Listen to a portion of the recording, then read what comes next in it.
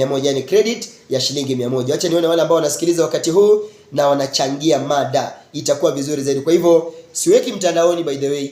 Nataka kujua wale ambao wanasikiliza wakati huu na wachangie kwa kutumia ujumbe mfupi ambao ni 0742282332. Itakuwa vizuri zaidi. Sawa. Ni wakati wa kumpisha mwalimu pia angazie shairi, alafu baadaye itakuwa naangazia somo la siku kuhakikisha kwamba angalau kila kitu kinakuwa shwari kabisa. Mwalimu, kama upo tayari, basi uwanja ni wako.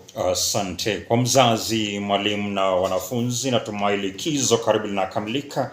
Japo kwamba ilikuwa likizo ndefu ya juma moja pale nyumbani, tumeweza kufanya mawili matatu, lakini leo kwa kudra zake Mwenyezi Mungu tupo hapa kuona kwamba Kiswahili kinazidi kukuzwa dunia nzima na Afrika Mashariki. Ninalo shairi linakwenda kwa mada elimu. Langu jina mie ni Moses Osula. Linakwenda hivi: soma upate elimu, ya maana utumie, ujue mambo muhimu yaje ya kusaidia. Yale usiyofahamu anza sasa uyajue. Katika mambo muhimu namba 1 ni elimu. Soma sana kwa nidhamu, ujuzi ujipatie, ujue mambo haramu hayo usikimbilie. Maovu ni kama sumu, kama usikaribie.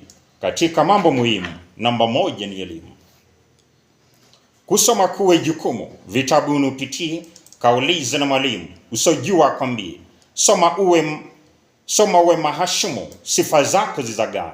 Katika mambo muhimu namba 1 ni elimu. Soma kazi uhakimu, kesi ngumu uamue.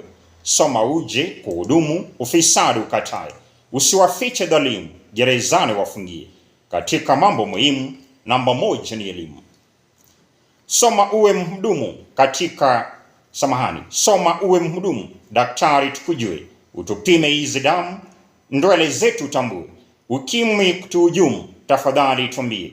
Katika mambo muhimu namba 1 ni elimu. Soma uwe mtaalamu, nyuma sibaki. Fani zote uhitimu, hata moja siachie. Inchi itakuheshimu na Mola akujalie. Katika mambo muhimu namba 1 ni elimu. Na kufikia hapo ndipo natamatisha shairi langu lenye mada elimu. Bila shaka msikilizaji, umeshasikia kwake mwalimu akizungumzia kuhusiana na yale ambayo yanafungamana na elimu. Labda ulikusudia yapi kuandaa shairi hilo? Shairi hili natumaini nilikusudia kuona kwamba linamfikia yule mwanafunzi kwa sasa ambaye angali shuleni na yule wenda mtainiwa atilie maanani kuona kwamba masomo ambayo anapata pale shuleni, yale ambayo walimu wanaangazia pale shuleni atilie maanani. Maana mwisho wa siku ama wenda baada ya miaka wenda 5 au miaka 10 zijazo kule mbele ataweza kula matunda, na yale matunda wanasema kwamba yatakuwa mazuri kuona kwamba japo endapo atazingatia pale masomo darasani. Maana wenda wapo wengi wana taaluma mbalimbali, wenda na ndoto wanahitaji kuwa wenda wahandisi, wenda madaktari, wenda wanasiasa na taaluma nyinginezo zile. Hasa ni faida kwa mwanafunzi kuona kwamba hakuna kitu kizuri ila kwa mwanafunzi endapo atazingatia. Maana unapoangalia medhesema kwamba elimu ni maisha, si vitabu. Na pia kwamba elimu ni bahari, haina mwisho.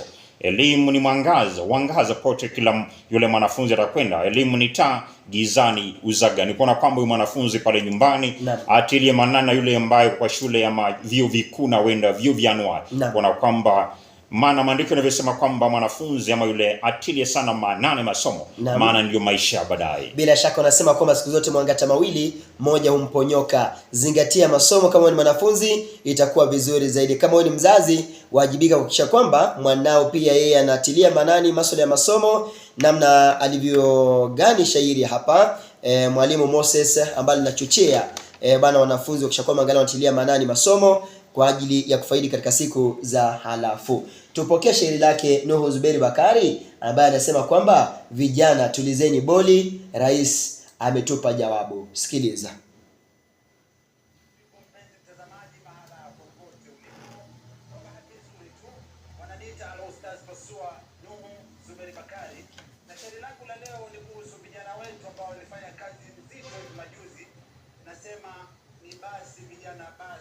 Sasa tulizeni bodi. Shairi linakwenda kama mtakavyosikia.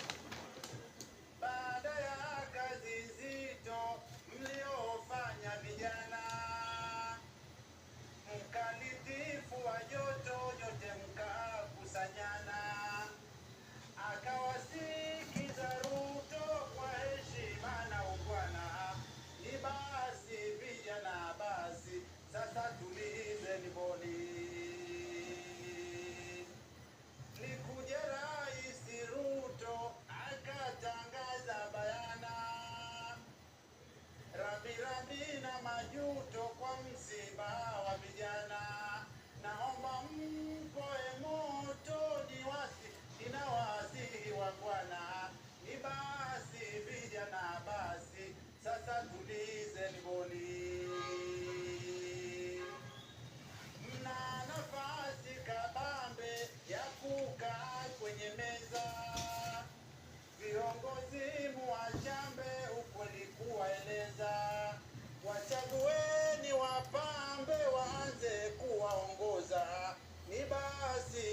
vijana basi sasa tulizeni boli. Viongozi mafisadi lazima washitakiwe, wanaoziramba kodi itabidi wawajue. Kazi yenu maridadi, ni bora muheshimiwe. Ni basi vijana basi sasa tulizeni boli. Polisi waacheni moto, msiwaue vijana.